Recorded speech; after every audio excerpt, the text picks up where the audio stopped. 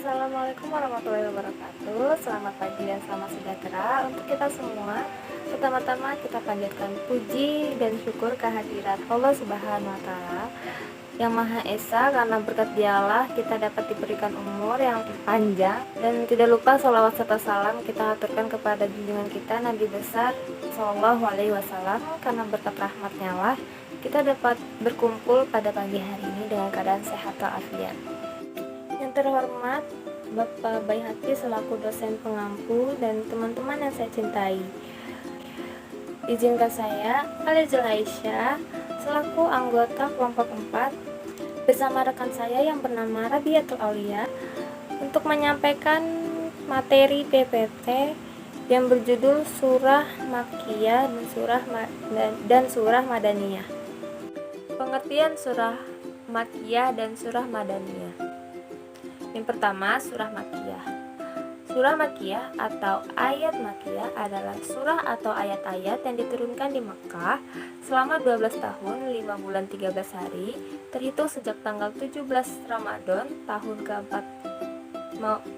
ke-14 Maulid Nabi atau 6 Agustus 610 Masehi sampai dengan 1 November Rabiul Awal 544 tahun kelahiran Nabi Muhammad SAW. Menurut Az-Zarkashi mengungkapkan, Makkiyah adalah ayat-ayat yang turun di Mekkah sebelum Nabi hijrah di Madinah meskipun beliau tidak datang ke Mekkah. Yang selanjutnya ialah surah Madaniyah. Surah Madaniyah adalah surah atau ayat-ayat yang datang setelah Nabi Muhammad SAW hijrah dari Mekkah ke Madinah selama 9 tahun, 9 bulan, dan 9 hari. Dihitung dari hijrah Nabi ke Madinah sampai ke 9 Zulhijjah tahun 63 tahun kelahiran Nabi. Menurut Az-Zarkashi mengungkapkan, Madaniyah adalah ayat yang turun setelah Nabi hijrah ke Madinah meskipun beliau tidak sampai ke Madinah. Pengertian surah Makkiyah dan Madaniyah menurut para ulama tafsir. Para ulama tafsir mengkategorikan pengertian surah Makkiyah dan Madaniyah menjadi 3, yaitu yang pertama dilihat dari segi tempat, yang kedua dilihat dari segi waktu, dan yang ketiga dilihat dari segi kaitannya dengan tujuannya. Untuk pembahasan pertama ialah dilihat dari segi tempat. Makkiyah adalah setiap surah atau ayat yang diturunkan di dalam dan sekitar Mekkah, yaitu Arafah, Hudaybiyah, dan lain-lain.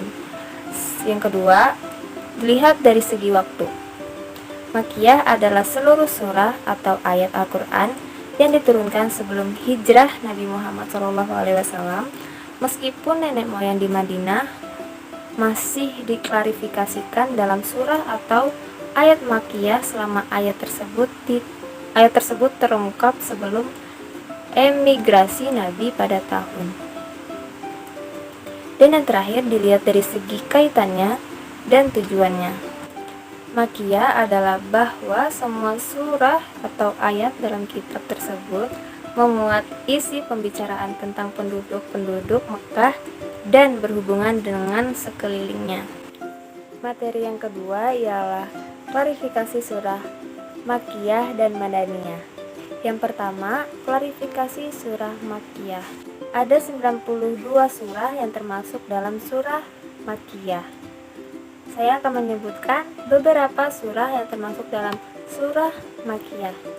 Yang pertama, Al-Alaq, yang kedua Al-Qalam, ketiga Al-Muzammil, keempat Al-Mudaththir, kelima Al-Fatihah, keenam Al-Lahab, ketujuh At-Takbir, kedelapan Al-A'la, 9 Al-Lail, 10 Al-Fajr, dan lain sebagainya. Yang kedua, klarifikasi surah Madaniyah. Di surah Madaniyah ada 23 surah yang termasuk dalam surah Madaniyah. Saya akan menyebutkan beberapa surah yang ada di dalam surah Madaniyah. Yang pertama Ali Imran, kedua Al-Hujurat, yang ketiga Al-Ahzab, keempat At-Taghabun, kelima As-Syaf, keenam Al-Baqarah, ketujuh Al-Anfal, kedelapan Mumtahanah, ke-9 An-Nisa, yang ke-10 Al-Hadid, dan lain sebagainya. Baik, di sini saya akan melanjutkan materi presentasi yang telah disampaikan oleh Alia. Langsung saja, C. Ciri-ciri surah Makkiyah dan Madaniyah. Yang pertama, sejumlah ciri surah Makkiyah. Untuk mengenali surah-surah yang tergolong pada kategori Makkiyah, para ulama telah memberikan sejumlah rumus dan tanda-tanda yang dapat mempermudah bagi pembaca untuk menentukannya. Ciri-ciri umum surah Makkiyah. Yang pertama, surah yang di dalamnya terdapat sajadah. Yang kedua, surah yang di dalamnya terdapat lafaz kala. Umumnya terdapat pada bagian pertengahan sampai akhir Al-Quran. Yang ketiga, surah yang di dalamnya terdapat kisah para nabi dan umat-umat terdahulu kecuali surah Al-Baqarah. Yang keempat, memiliki ayat atau suku kata yang pendek. Yang kelima, banyak qasam, tasbih, dan amsal. Yang kedua, beberapa ciri surah Madaniyah. Dalam surah-surah Madaniyah juga terdapat ciri-ciri umum yang dapat dipedomani dalam menentukan dan menggolongkan suatu surah ke dalam surah Madaniyah. Ciri-ciri yang menonjol yang dapat dijadikan patokan menentukan surah-surah Madaniyah sebagai berikut. Yang pertama, surah yang di dalamnya terdapat izin perang atau yang menerangkan soal peperangan dan menjelaskan hukum-hukumnya. Yang kedua, surah yang di dalamnya terdapat pembagian hukum harta pusaka, hukum had, faraid, hukum sipil, hukum sosial, dan hukum antar negara dan hubungan internasional. Yang ketiga, surah yang di dalamnya terdapat uraian kaum munafik, kecuali surah Al-Ankabut yang Makkiyah. Selain 11 surah pada pendahuluannya adalah Madaniyah. Yang keempat, umumnya memiliki surah yang panjang, susunan kalimatnya bernada tenang dan lembut. Yang kelima, berisi penjelasan-penjelasan tentang bukti-bukti dan dalil-dalil mengenai kebenaran agama Islam secara perinci. Yang D, urgensi mempelajari ilmu Makkiyah dan Madaniyah. Dengan meneliti karakteristik dari surah-surah yang turun di tempat yang berbeda, maka akan diketahui sifat dan karakter surah itu.